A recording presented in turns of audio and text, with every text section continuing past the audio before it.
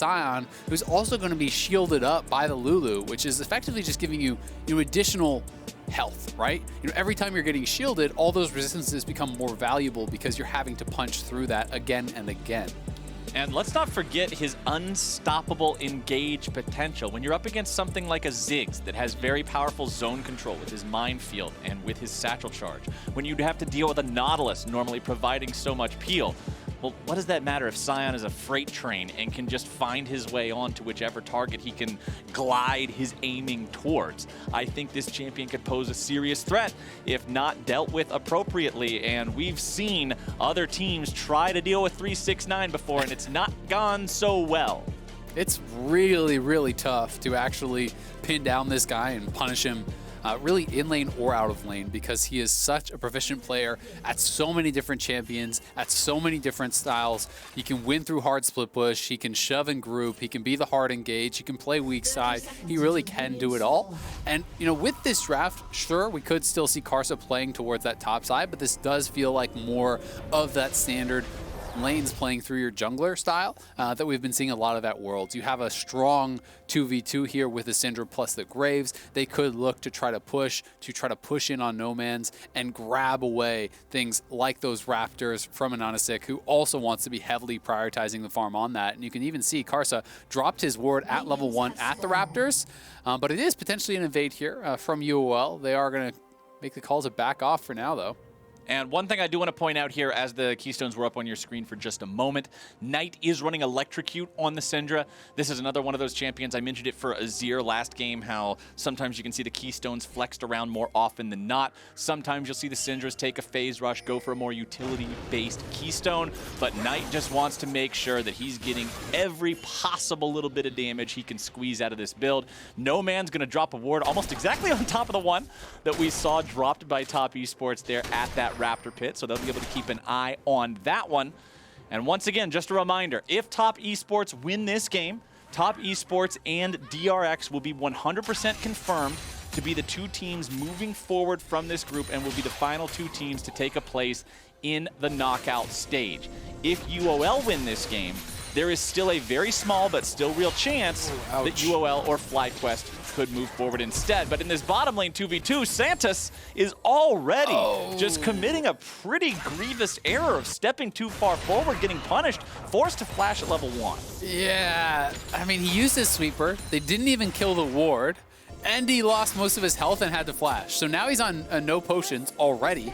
That is brutal, because the way that Nautilus usually has pressure in lanes is the threat of the hard engage, right? And if you don't have the flash, if you are chunked out in lane, you lose all that threat, and then all of a sudden you have no presence in lane, right? And we can actually see something I was going to talk about, was that Yuyanjia actually went towards a Spell Thief. So he is not the more defensive option, he is the more aggressive option, which also makes you more squishy. Therein could potentially be engaged on, but given the situation now, it is going to be very tough for Santos to do that, and they can look to take an aggressive posture, push up, and constantly proc that Spell Thieves. And if Unicorns of Love ever does get to push out and Nautilus is there without his flash, he then becomes vulnerable to a gank opportunity from Karsa if he gets himself into that bottom lane. Remember, when Dredgeline's the only escape, all you got to do is block off the escape path, and the gank becomes a sure thing. AHaHaCiK farming up here. However, he does have his mid laner with priority to make sure that top side of the river stays safe. He won't have to deal with Karsa at all. Karsa is all the way across the map there, taking that scuttle on the bottom side river. So split map state right now. And one of the reasons that we don't see more mages in the bottom lane is a lot of the top dual laners feel that you can really tax mana as a resource and punish them by forcing out spells constantly and then really kind of wearing them down and making it harder and harder to farm, right? Giving them bad base timings where they don't have a lost chapter and things to actually keep high on mana. And so you're going to see with this double range bot lane, anytime Gadget tries to farm with an auto attack, both Yuyanjia and JackeyLove will be trying to auto attack him. Because the only way that Santos can really contribute then is by committing to an all-in, right? Hooking in or moving forward. And since he doesn't have his flash, it's not really safe to do. And then what happens is you essentially have to try to CS just with your spells, which is going to tax the mana, which is going to put you down in the position where eventually you're either pushing the wave accidentally with your AoE and having it kind of semi-frozen on you, or you just run out of mana and you can't really effectively CS. Yeah, and out of mana early game mage is essentially just a caster minion. So nobody's going to be afraid of a 0 mana level 3 Ziggs here. So Gadget is hanging back. Karsa is on the top side of the map. 369 and Boss just trading back and forth a little bit here. Is a farm advantage for 369, but when you look at the amount of minions currently pushing into the turret, Boss will be able to equalize that provided he farms this up correctly. I don't think he'll have any issue with it. It's not like 369 is going to stick around and try to harass him off that wave. He will use this opportunity to go back to base, get himself a good back timer, pick up the bomb. He's Syndra. And Nomanz ends up losing some HP here in the mid lane against Knight. This Lucian with an early null magic mantle and a longsword means he's really paying a lot of respect towards Knight's Syndra and that electrocute maximum damage build. An early Hex Drinker means he wants to avoid that all-in. It definitely smells like a Hex Drinker. Could theoretically just be, a casual little bit of magic resist and go towards something like a Blade of the Rune King. I wouldn't mind that either, especially because it's only 1 AP threat, right? Lulu, we're not even going to count. It's going to be support items. That magic damage doesn't really matter that much, so it really is just Knight who is threatening you in that way. And if you do rush towards, Hex Drinker, Merc Treads, this kind of defensive style of build, you're not going to have any threat on people like the Sion. Well, Sion finding himself getting spun around on by the Wukong. And with AHaHaCiK nearby, 369 did see the need to flash over the wall. That's one of those tricky walls that sometimes we see people have bad experiences with a flash over. 369 is well-versed in the ways of top lane, knows how to get over that one and get himself back to safety. And honestly, considering he got hit by both Wukong ultis, that's what I was laughing at. He only lost 20% of his health. Wukong spun around on him and was pretty much just a Beyblade. He spun into the wall, he fell over, and he's like, all right, we'll get him next time. Yeah, I mean, he forced the shield out, right? And didn't really get much done with the damage. Was nicely played by 369. The flash is respectful because you want to keep your health high.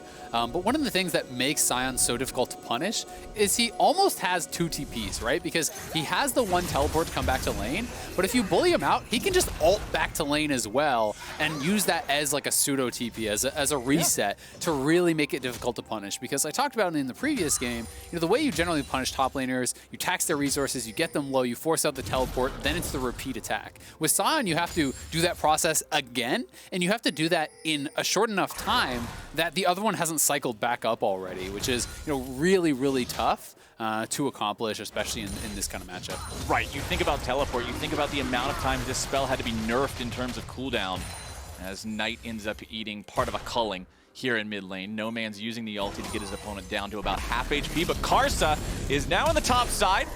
And you can see 369 going after the ulti, not quite finding the mark, but Boss could be in a pretty bad spot. First blood's gonna happen off the map. We'll check that one here in a moment. TP's interrupted, and Boss, it's hammer time, baby. 369's on the board. Their whole bot lane died at the same time as mid lane TP is canceled.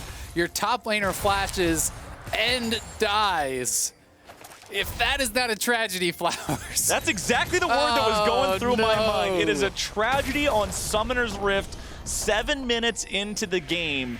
Deaths in bot lane, deaths in top lane, teleport cancel in mid lane. He might just die again. Karsa's Boss here. into the top lane, but 369's trying to drag him over into the brush. The shield comes through. Wukong's got the damage to pick up the kill here. 369's chasing after him, but this is kind of like one of those Left 4 Dead zombies. It's just really lame and sort of hobbles after you. He's just sort of shot fodder, won't really do a whole lot there, and falls apart. Yeah, honestly, I feel like Karsa underestimated his damage. I think Karsa could have actually just stepped forward earlier and made it so Boss couldn't commit to that, right? You start hitting him earlier on in that play and start getting behind the Wukong, and you can maybe trade that kill or dissuade him from committing to it. Instead, they were trying to lay that trap for that turnaround kill, but 369 did end up getting burst down. Now trying to steal this. Could be 50-50. Karsa goes in. It's secured by AHaHaCiK. Good job there from the Unicorns of Love. But they didn't grab it. Get the objective. However, uh-oh, it's on the ground. Okay, Lulu. Lulu is now the guard of the Rift Herald eyeball and must protect it from the Unicorns of Love, who are looking to pull off a heist. You guys are getting a sneak peek of Ocean's 15 or whichever one of those movies they're on by now. Ocean's 37. Yes. Well, either way, the Oceans failed because the Rift Herald Eye just evaporates in the river. Yeah, it was a terrible film. But anyway, Lulu accomplishes her mission. She's more than happy to waddle on back to bottom lane and just keep on doing her job because look at the scoreboard, Isaac. 91 to 65 farm in that bottom lane. Things are going great because of plays like this in our Axe replay. Yeah, here is the bottom lane. Santis tries to go forward here to turn this around. They just fight straight through him. At the same time, interruption there, then back down to that bot lane. Not only do they die, it's the flashes forced out. They get the summoners and the kill. Top is now winning so heavily across the map. It is CS advantages, heavily in mid and bot. Top lane is holding up, and things are looking really, really rough for UOL. 10 minutes in this game, you're already down 3K, and not that many plates have even fallen. So, if your members die again, if they start to fall behind again, you are going to be in trouble. And they're itemizing towards scaling, right? They're not really getting stronger right now. You have a Hex Drinker and a Tier on your Lucian. How does that guy even threaten the Sion in the next 20 minutes? The Gadget, he's building towards a Tier. Not that these items are incorrect, but it's just you have no power right now. You're emphasizing your late game scaling, and since you're already very far behind and your opponents are building towards combat stats immediately, you're really even further behind in combat power than the gold lead is telling you. Karsa in the enemy jungle won't be able to steal anything away, but hey, who needs to steal anything when you can just go for the kills in bottom lane instead? Lillia tries to show up, Swirl Seed fired off right between the goalposts, 3 points, but they aren't worth a thing in League of Legends. Collapse coming through from the Unicorns of Love. Karsa's in danger, gets himself back with a beautiful wild growth coming out from the Lulu, and JackeyLove, he's got himself another one. 2-0-2 here on the Ashe, and Karsa will cash in. These guys are just getting kills all over the place. It is a slaughter down in the bottom lane here. Karsa was already up 2 levels on an AHaHaCiK before that. JackeyLove now 2-0-3. He is going to be up 40 CS by the time all of this is done. Karsa's taking the dragon. They're getting turret plates because why not? You own everything. And again, that was summoners here. The flash off of Nomanz, and he is really on the back foot despite building for this lane. UOL just have nothing going for them in this game already. This is a monumental lead from top, and they are showing why they are one of the tournament favorites here. Unicorns of Love now down 5,000 gold, 2 Drakes, 5 kills. No turrets have been taken yet in this game. Swirl Seed goes through, but Knight with a good sidestep, always being aware of where he is, making sure to avoid any possible punish coming through from that one. But all right, Isaac, we're pretty much just barely at the end of the first quarter, and we're already thinking about Hail Mary passes for Unicorns of Love. What is the play here for this team? Ooh, this seems so dire. It is. I mean, honestly, in any realistic scenario, the game is already lost. I think the play is, as kind of dire as it sounds, is you have to sit back, you have to depend on wave clear from the Ziggs, hope that you can hold on, and really look for mistakes from top, because in any sort of even scenario, over the next 10-15 minutes, there's just no way you can win. As I said, they've itemized in towards scaling. They've itemized with double tier. There's no one to threaten the front line whatsoever, of Sion, and you have a Lulu backing you up. So UOL have got to either, find some sort of a miracle pick or make this game go really, really, really, really long, where some of that scaling might start to pay off. But it is a long and dangerous road here for UOL to have any shot in this game.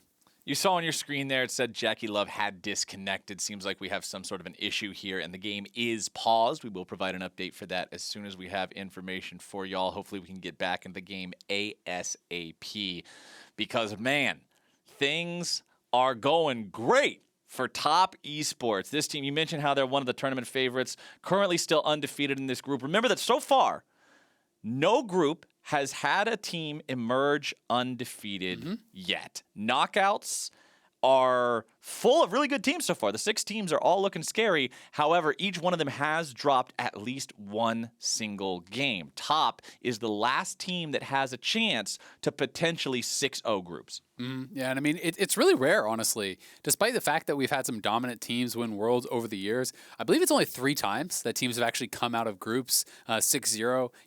From my recollection, I want to say it was like Longzhu, Samsung, and maybe SKT were the 3 teams over different years to have done it. 2 of those teams, did win Worlds, but Longju did not. And, you know, it's really, really tough to actually have that much consistency, that level of dominance over some of the competition here. You know, most people, I think, are going to have their eyes on the top versus DRX game as the big potential bump in the road for top. But this is, you know, a very manageable group for them. As far as the groups they could have drawn, UOL as well as FlyQuest, top was always going to be massive favorites over, given their dominance in the LPL, how good they have looked all year long, not just in summer, but also in spring, where they pushed JDG to 5 games in that finals. And DRX, you know, I think are going to have to step up a level if they really want to be able to take down top, because they have been really, really incredible. And the thing that's sort of standing out to me about this game that is unfolding in front of us right now is just how every single lane is outplaying individually. 2v2, it was Unicorns of Love not understanding the matchup and having to lose the flash early on at level 1, and then just being bullied around by top esports in that 2v2. Then top side, the kill coming through because Karsa's there at the right time and they make the plays happen after 369 avoids similar aggro from Unicorns of Love. And then even when Nomanz tries to get involved and help out his side lanes, Knight being able to interrupt the TP, everybody from top esports, it's not like they're all just coming together and playing this super coherent team fight. So we haven't seen a team fight. It's just everyone on top esports outplaying their counterpart. And we have gotten, we're getting the ready checks right now, so it should be, you know, 1-2 minutes and we'll be back in game. But I agree. I mean, it's been, you know, individual outplays. It's been better play across the board, kind of from top. And mid lane, honestly, Knight has been kind of quietly maintaining a lane kingdom there. You know, Nomanz building for that matchup, you know, rushing towards the Hextrigger, going towards that kind of defensive build to try to survive the Syndra. But Knight was up a good 20 CS, you know, early on, really had been creating some incredible advantages for himself. So yeah, UOL are going to take something pretty special to be able to make this a competitive game, to be able to claw their way back into it. There are chances for them. You know, they do have that backline dive to try to threaten the Syndra, try to threaten the Ashe. It's going to be through that they have to hope to be able to win these fights, because you cannot fight through the Sion. You cannot fight front to back. You've got to try to somehow find the Syndra, find the Ashe, hopefully isolated away from that Lulu so that the Lulu cannot protect them, and the Nautilus ult, Wukong ult, Ziggs ult, all piled on top, and hopefully bursting one of those members down to maybe make that a little bit more of an even-keeled fight. And that Lulu plays such a spoiler to that. It's what we saw in the bottom lane fight, right? It looked like, okay, maybe Karsa was overestimating his position. Maybe he was overestimating how far forward he could play because, you know, Nomanz comes down. They try to collapse. It looks like they've just got the three-man pincer move onto that Graves. And then all of a sudden, nope. Lulu presses all her buttons, Graves gets bigger than hell, and he just stands there and guns everybody down. There's nothing that Unicorns of Love can do about it. And Lulu is just one of those champions that is so frustrating to deal with when you're in a game that you feel significantly far behind early on, because it just completely shuts out all of those comeback mechanisms. Exactly, because it's one of those things, if the Lulu's behind, it can be so squishy, can be under-leveled. Sometimes you can just kill the Lulu without a second thought and then go on to the rest of the members. But when everyone is fed, if you try to focus the Lulu first, you're leaving the Graves, the Ashe, the Syndra, all the free fire. The Sion starts to create space. And even if you kill off the Lulu, you're probably going to have a lost fight. So UOL definitely going to have a really, really tough time in this game, but they have shown some very strong performances. A most competitive game in group stage for them by far was that one against FlyQuest. It was really, really close, and it was only a heroic performance from Power of Evil that really kept them from winning there. UOL looked great in play-ins. They were always going to be an underdog here on that main stage, but we'll see if they can make any magic happen, as we should be getting back on into this one pretty quickly. Yeah, we just received an additional update in order to troubleshoot and make sure the issues are fully taken care of. We'll take a couple extra minutes here. So just a little bit more discussion back and forth in terms of how things could go. Maybe the secret's Lillia, Mr. Azael. Maybe we just need to see a big ol' sleep. Maybe we need to turn these team fights into a slumber party, and that's how the Unicorns of Love can get back into the game. But man, will it be difficult, because it's super easy for these champions. Ashe and Syndra both have a ton of range, right? Ashe has a higher than normal auto attack range. Volleys are also spammable from a great range away. Graves is going to be distanced from them because he's just going to be jumping right up in your face. It will be difficult for the lillia to put herself in a spot where she can affect the entire enemy team. I mean, League of Legends is uniquely difficult sometimes to really fight up against these behemoths. When you're going up against a team like Top that is already so good when you are on even terms, right? You're trying to dunk on LeBron James, and every time he scores on you, he grows a foot taller, right? Because now it's not just LeBron, it's LeBron with the gold lead. It's Top getting stronger and stronger and stronger. And that's what makes it so difficult against these elite teams. Because if you do not hold up in the early stages, even if you have that brilliant fight later on, the gold cushion that a team can have developed can erase that meaning in the fight. Yeah, it's like, so you're playing football, but nobody gets any pads from the start, and every time you get a touchdown, you get more armor.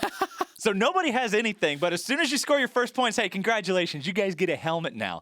Oh, well, now we're playing against guys that have helmets. How are we supposed to deal with that? We run into them, we're knocked on the ground, and they still have helmets. They're fine. It's so difficult to deal with these situations and recover from these avalanches that can happen in terms of not just the gold, but the map state, man. If you lose control of these lanes early on, you lose control of your jungle. You talked about in the draft laners playing to facilitate junglers, and especially in a meta where Graves is popular, where Graves is the defining pick. This champion can be so difficult to deal with in a situation where all his lanes have priority, where he's just allowed to walk through your jungle. He farms so quickly, and if he just has nothing better to do but sit there in a bush with 2 shells locked and loaded, you're going to have a bad time. I mean, lillia has great farming speed, but you said it, when your laners start to lose, you lose access to your own jungle, and that's where the gold leads can really start to explode. These top-level teams are so adept at getting deep vision and sweeping constantly and placing pink wards in ideal locations to deny as much vision and information from you as possible. So you always have that worry that if you can't see Karsa, he's in the brush waiting by your raptors. He's in the brush waiting for you to come over to that red buff, and it makes it incredibly difficult to farm efficiently when you're already at a deficit. Enough talking from us. We're back into the game, and Top Esports, they got JackeyLove back where he needs to be, and where he needs to be is picking up some plates on the bottom lane tier 1 turret. 5K gold lead, 13.5 minutes into the game, 369 farming up. Play. Ashe and Lulu just zoning people away, but instead, Nautilus is gone, fishing the wild growth plus the flash. The follow-up comes through. Oh no, Yuyanjia's gonna get himself away, and now Top Esports, man. No mercy. Nomanz shows up, the culling goes through. Karsa walks away from this one. More shields from Lulu. I love how Karsa's like, you know what, man, I got 200 HP and he's right there, but these Krugs are looking real good. That shows how much threat Top Esports truly feels like they're under. That looked like it was going so good, and then it went so bad, and now JackeyLove gets away, and Top Esports just makes this look so easy. Insult to injury, JackeyLove even gets out alive, and Knight, you knew it's only a matter of time with him on his signature champion on the Syndra. He was undefeated on this champion all year long, has had such an impact. Didn't lose once in summer. 7-0 on the pick, and he is on the roam here with Karsa. They come down, land the scatter across multiple members. JackeyLove throws out the arrow. The turn was just expertly done there from Top, and there's a reason why this guy Syndra pretty much gets banned constantly. You have seen how good he is in the lane, and he really does like to play out these games, sometimes from unique angles, and it'll be interesting to see if we get to, a team fight stage where he can kind of showcase that. I did a Lane Kingdom on it where he always is playing these team fights over walls and playing from angles that you don't expect to really look for the maximum amount he can get from those Scatter the Weeks, and it's fun to watch him play. Okay, Unicorns of Love, this one should be a kill. Gadget flashing away, making sure Jackie can't get something out of it, and there you go. Unicorns of Love will find their 2nd kill of the game. Update on the turret plates you saw at the top there.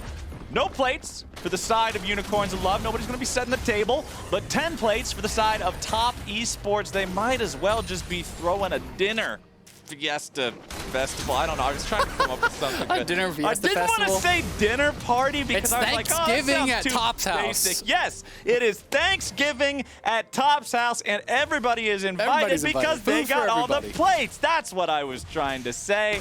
But anyway, it doesn't matter. Plate jokes aside, the team is still smashing this game. The next Drake is spawning here in 50 seconds.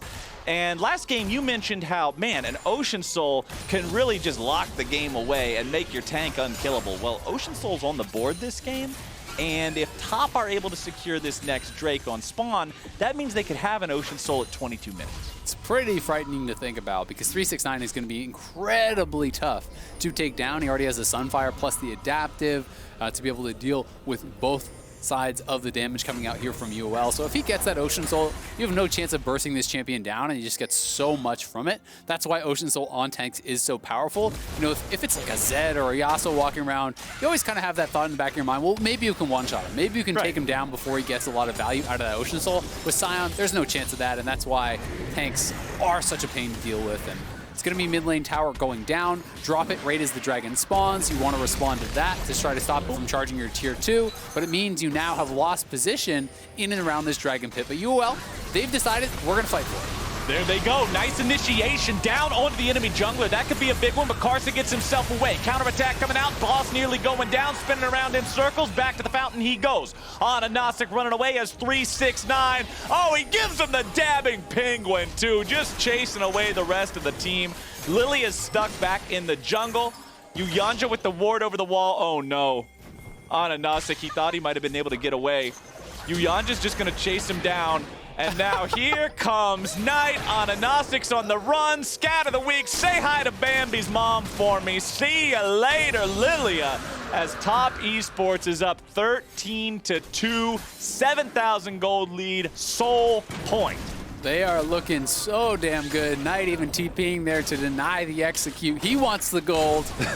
No reason not to at this point. I mean, the items are just so one-sided. When you look over, it was actually a great start to the fight from UOL. Getting the engage onto Karsa. You know, 369 wasn't there at the very beginning, and it gave them some hope. The boss now maybe getting chased down. Boss thought he was going to get a 1v1 against a Syndra. Remember what I said about if Graves has nothing better to do but sit there in a bush and wait? Well, it turns out Graves had nothing better to do but sit there in a bush and wait. And Karsa ended up having that patience pay off. 5-0-4 on the Graves. Has the serrated Dirk in inventory, working on that lethality. You love to see the itemization come through for that huge burst when you're this far ahead. And not even 20 minutes into the game, we're almost at 10,000 gold separating the teams. I mean, when you look at the completed items, it's just so one-sided. But this was a great engage, so credit to them for going for it. You have to go for those big plays when you're in this type of position, but Top kiting back well, pulling them into that corridor. 369 arrives on the flank with that max range ultimate, and from there, when you didn't get that initial kill right off the bat, it was pretty much a done deal. They just don't have the items in the inventory to really threaten their opponents in an extended fight. You know, Lucian's itemization is putting him in such a power trough, right? Where you have a little bit of CDR, you've got a Hex Drinker, and you're stacking your tier, right? This is nothing. You know, he's gonna need like an IE and an Essence Reaver on top to really have any sort of threat on the Sion, and by that point, Sion's gonna be 4, 5, 6 items. So this is gonna be a really, really tough one. You know, they don't get 20 minutes to scale. You get 3 minutes, because then it's Ocean Soul. And right now, you will have just got to try to get as strong as they possibly can and pray for that miracle engage at this next Ocean Dragon. Otherwise, it's going to be fully lights out. Yeah, I was going to say, I'll bet you, I don't know, a bunch of money, Isaac, that we don't see an Essence Reaver and an Infinity Edge together in Lucian's inventory by the time this one's over. But JackeyLove saved by Mikhail's Crucible. 369 coming in from the side. Oh my goodness gracious, that damage. 1 versus 4 in the back line. 369. Damn, he's fine. Making the moves, starting the fights, and guaranteeing that Top Esports just has not a care in the world. Baron's been alive for 15 seconds, and that's 15 seconds too long. Top Esports, hike it on over to the pit. 20-minute Baron, don't mind if I do. 369 has been crushed into this tournament, rolling nothing but 9s. And top gonna turn as we see UOL coming over here. They don't want to risk getting killed at that Baron, but Nomanz, you are in trouble, my friend. Nomanz tries to get himself away. The flash will do it. Still trying to just get as much distance as he can. There are lots of damage from the Lillia and Ziggs. Nearly able to find the pick onto Karsa, but it will still be Nomanz who gets killed. Gadget with a sidestep, barely evading the Enchanted Crystal Arrow, but now he's on the wrong side of the map. 369 shielded up, walking forward. Gadget throwing everything he's got in his pockets. Man, that poor little Yordle, he's about to get his butt kicked. The projectiles go flying, Gadget goes dying. 369, 3-1-12. They are just crushing it. Top looking like they will not be stopped this game. 21 minutes in, 3 Dragons to 0, 10,000 gold lead. Ocean Soul in 1 minute here. Nomanz likely will not even finish stacking that tier up.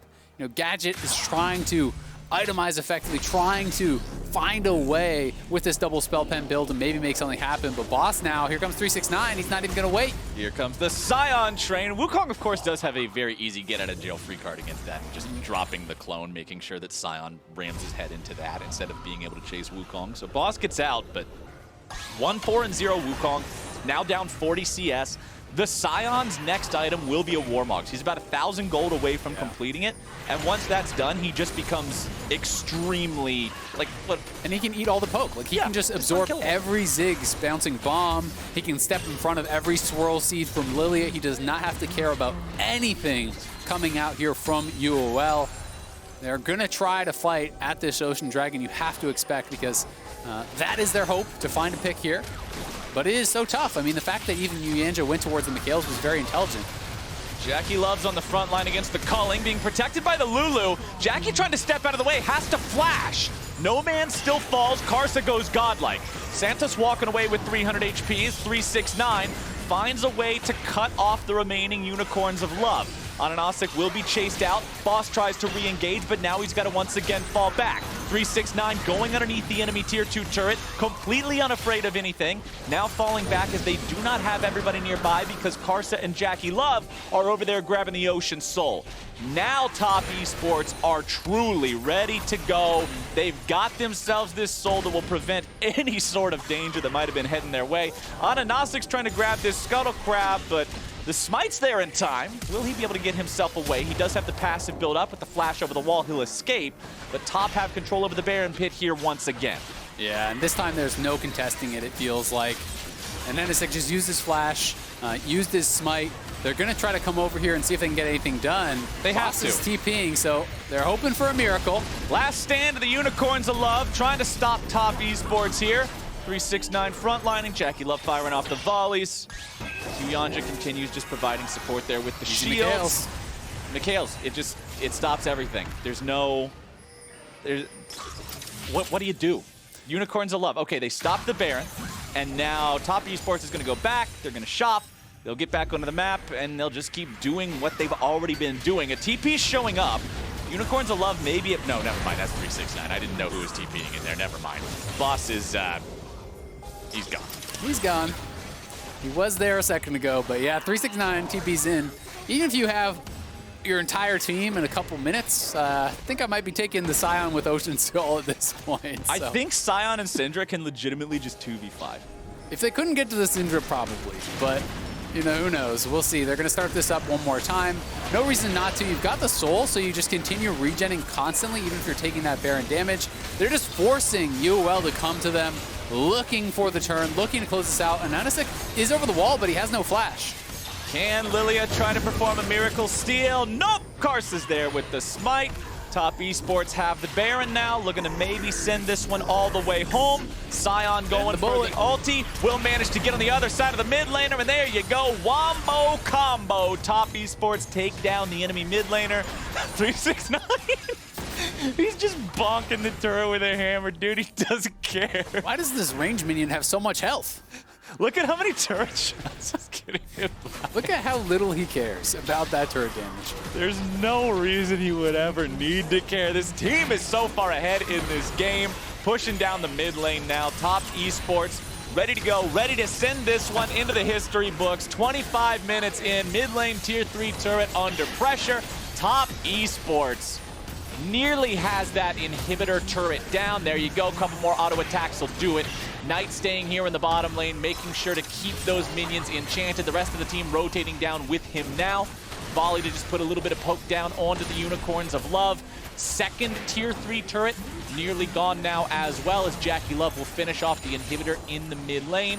Top Esports continuing to just take this slow and steady, not needing to rush anything. Unicorns of Love, they don't really have a chance to fight here. Santos managing to buffer away from the CC of the knockup of 369. Top Esports, 5 in the enemy base. Sleep comes out, Karsa loses half his HP, but that's 2 big ultis. Jackie and Karsa both at half health. Boss looking for a chance to maybe jump in. 369 at half HP now too. Enchanted Crystal Arrow comes out. Nomanz forced to flash away. Top Esports walking back, and the Ocean Soul's healing him up, making it look like a fountain. AHaHaCiK tries to jump out, but the Eve will not be enough. There's nothing to watch out for. Knight goes unstoppable. Boss goes down. Into the air goes Nomanz. A double kill for Knight, and Santos will try to walk out, but it will not work until he just barely hobbles away. The Nexus turrets are done, man. 369, he got hit by the laser! It didn't move his health bar. JackeyLove finishes off Santos, and really there is just nothing left to say. Top Esports did exactly what everyone was expecting them to do. They take the win, 25-3. What a stomp from Top. That was a very, very dominating game. 369 completely unassailable in those later stages of the game. The bot lane was crushing it.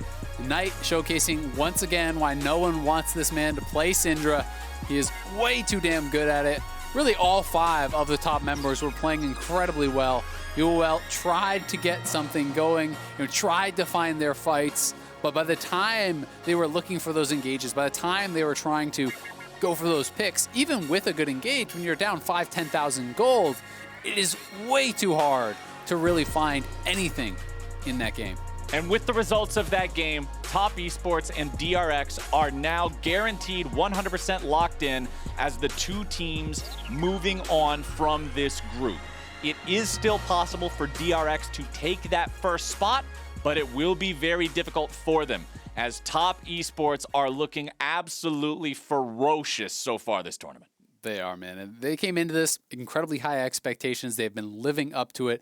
I would say them alongside Damwon have really been, monstrously strong. JDG, really stepping up in the final days. A lot of these teams that were expected to be huge favorites in this tournament, are rising to the occasion. And the LPL is certainly frightening this year.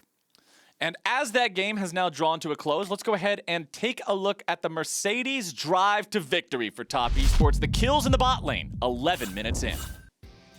Yeah, and this was pretty early on here. This was already once they had an enormous advantage. Karsa wrapping around behind him, dropping the grenade. That looked sick. Taking out the Ziggs, not much they could do. And on the continuation of this play, this is where bad goes to worse. The tower gets reset before the hook lands from Santos, so there's not really any threat on Karsa. And then despite the fact that Nomanz and AHaHaCiK have the inside angle here on Karsa, Karsa just kites it back and then goes through the Krugs back towards the Lulu, avoiding a lot of the damage here, getting buffed up. And then Knight arrives, and they know they've got to go into a full retreat. No chance really here for UOL, and it felt like no chance in this game as Top was crushing it across the map. It was at this moment Unicorns of Love knew they were in an action movie, and Graves was the hero, because that was not a situation that you can just walk away from. And